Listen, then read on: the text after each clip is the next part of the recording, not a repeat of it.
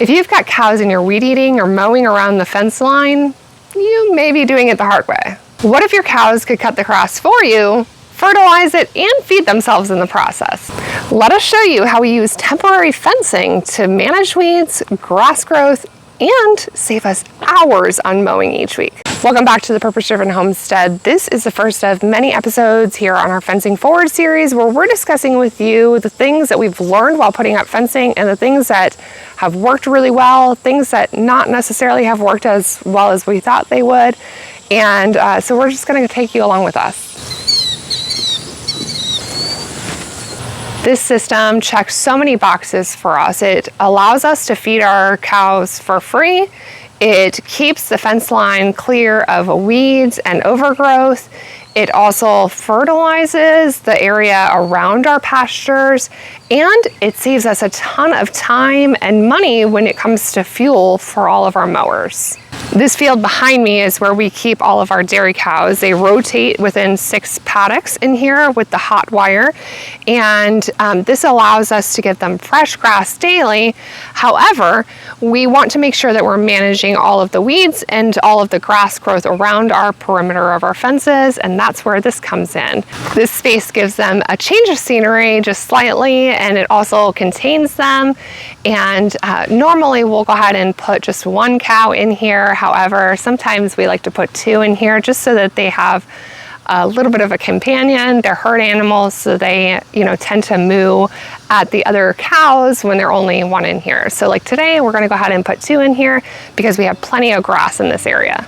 Today, we're talking about a super simple way of using your cows to manage your weeds and reduce mowing time, all using temporary fencing and intentional rotation. So here's how it works on our farm. We set up a simple polywire line just inside the perimeter of our main pasture. It gives our dairy cows access to that grass that normally grows along the fence line. We'll typically let them graze in this area for about a week, sometimes a few days or more, depending on really how much the grass is growing and how much rain we're getting. They really do an amazing job of eating down all of the grasses and weeds. And then we come right behind them and mow and come in with the weed eater and clear up everything that they did not need. This is especially true with those spaces where there's patches around cow patties. They definitely don't like that area, so they leave that, and you'll see like little circles in the ground where they've left that. But it is really important for us to go ahead and mow behind them whenever they're done in this space, as well as in our field. As we're growing our soil, we definitely want to make sure that we are getting rid of those weeds and not allowing them to seed out. We're really trying to get rid of dog fennel and ragweed in our fields, so definitely staying on top of the mowing and cleaning up behind them is important. The beauty of this process not only is the fact that it cuts down on mowing, but it also fertilizes a space where it otherwise wouldn't.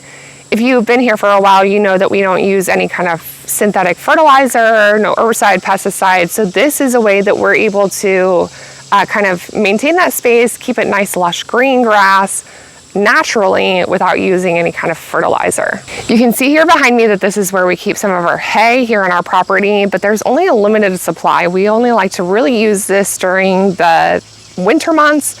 Of course, last year with the drought was definitely a lot different. We started using hay around June or July.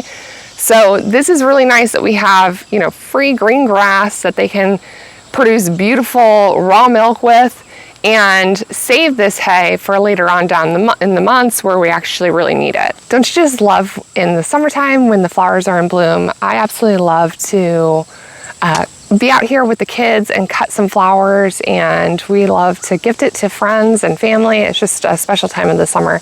So while I do this, I'm going to go ahead and discuss some of the mowing that we do on our property. We use 3 different mowers here on our homestead to maintain all of the areas around the fencing and in the pasture. It just definitely requires a little bit more than just 1 mower. The first mower that we have is attached to my husband's tractor. It is a 13-foot wide mower, so it's a very large mower. We really use that to knock down a lot of the ragweed that I was discussing with you, because their stems are pretty big, and with that big blade down at the bottom, it's able to knock all of that down, whereas the other mowers will just kind of push it down, and we'll have to go through that multiple times. So this is a way that we can go ahead and mow a huge space in the field without having to spend a whole lot of time and doing it once rather than having to go over it multiple times. I love being distracted by the butterflies out in the garden. This mower also has a huge deck that you can pull up or down. Depending on where the cows have mowed it down, we want to make sure that we're only cutting what they've already have eaten down. So go ahead and set it. If it's a 2-inch, then we'll put it at 2 inch. If it's 4 inches, we'll go ahead and put it at 4 inches. That way we're just kind of topping off all of the grass and all of the weeds that are still left behind, so that it's all nice and even for them to come back to. The next one is called a flail mower, and that is one that my husband's able to put onto the back of the tractor as well. And it angles down, so that's primarily used for our ditch banks. This will help us to, and it has a nice blade on it as well, so it will help us to kind of cut down any bushes that may have grown in there, big weeds that have, because that's not something that we maintain all the time. It's just kind of like sporadically whenever we do see that it's kind of getting out of control, we'll put that implement on, and then he can run down. It just is a simple drive down the ditch bank, and he's able to angle it and get all of that stuff.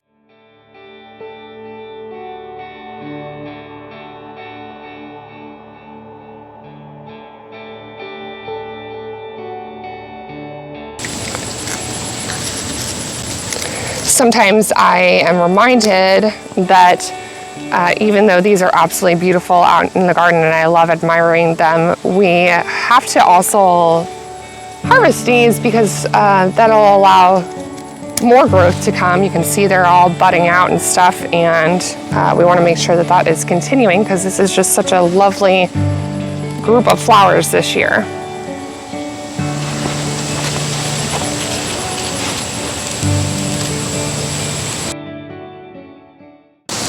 The third mower that we use is the 0-turn, and that's the one that we really use for the entire property, maintaining our yards and stuff, but it's a great one to finish off everything with the mower. You can't necessarily get, you know, kind of corners out in the paddocks, and if you remember, we talked about how we have 6 paddocks in each of the fields, so that's a lot of corners. There's 4 corners in every single paddock. So the 0-turn allows us to get super close to that fence line and underneath the paddock lines. So this is a really great one. It's generally one that I actually use because I like to help my hubby. He's worked so much, and it's a lot to maintain a farm on extra time, right? So he works a 9-to-5 job, and then he also does all of the farming here in our homestead, so we're so grateful for him. But he's out in the tractor, and really like to do it with him, so I get out on the 0-turn behind him and cover all of those spaces that the tractor can't get to. You can see here that we are using the inside of the fence and just using a line of wire along with some handles to connect this area. We really need to put a handle here too, but this is the line that we take on and off in order to get the cows in and out of fields. So we have one gated one, and then here is the lines to the dairy cows.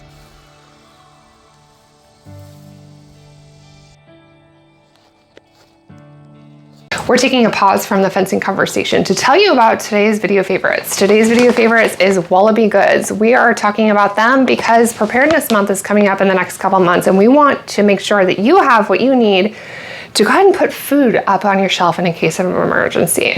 So this is a brand that we have used over the years to reliably put up food on our shelves, whether it be coming in from the garden and we're dehydrating it and putting it away into Mylar bags, or we're simply just stocking up and want stuff that we purchase, maybe grains like we're doing today, and put it in Mylar bags so we can put up on our shelf for any kind of emergency. One of the reasons why we love this brand so much is because their Mylar bags are 7.5 mil, which is really hard to find, and those are gonna last a lot longer than some of the other ones that are on the market. We also love the fact that there's a zip top, which gives you the ability to cut this off and reuse it over and over. We also love the fact that this bottom opens up and you can put it on the table while you're filling them up. Some of the other ones don't have that, and it's really hard to keep that straight while you're pouring, like oatmeal. We're doing that today, and it's really hard to keep that up. So these are really great to have.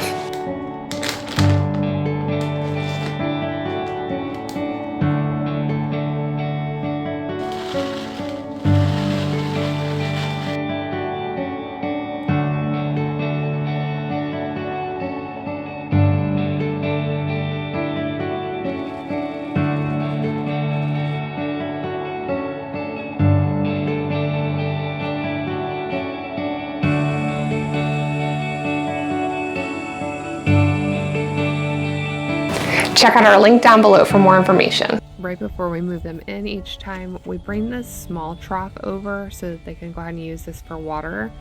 We typically use this on our homestead in different ways. The ducks like to swim in it. The dogs also like to cool themselves off in here, so we'll fill it up for them. But a lot of the times we'll use this for our temporary lines. In order to grab the cows, I grab some feed. This is just some alfalfa pellets that I normally give to them during milking, but I'll grab that as well as the lead line so that I can bring them over.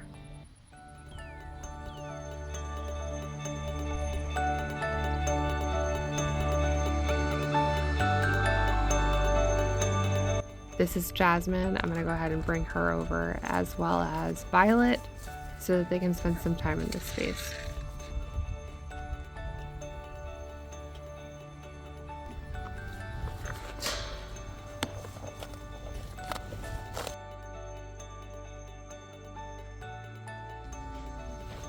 It's wild to see how quickly they make their way through this space, but they're all the way at the end of this area of the perimeter and just wagging their tails and enjoying the grazing.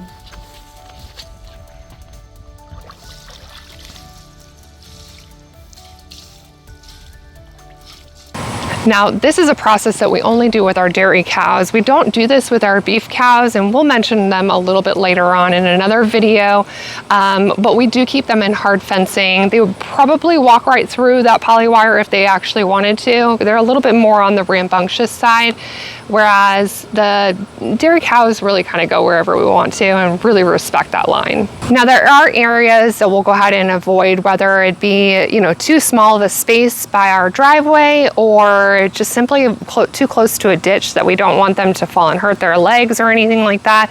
So it's really nice with this temporary line. We can go ahead and put it really wherever we want to and avoid those spaces. Next up in our Fencing Forward series, we're going to talk about how we've set up our 6 paddock rotation and why we've designed it that way for our soil health, grazing efficiencies, and overall just simplicity. So if you're building out your own system for your cows, definitely go ahead and hit the subscribe button and stay tuned for that next episode. Do you use animals to mow? Drop a comment down below and let us know how you save time on your homestead. Thanks for watching, friends. Have a blessed day.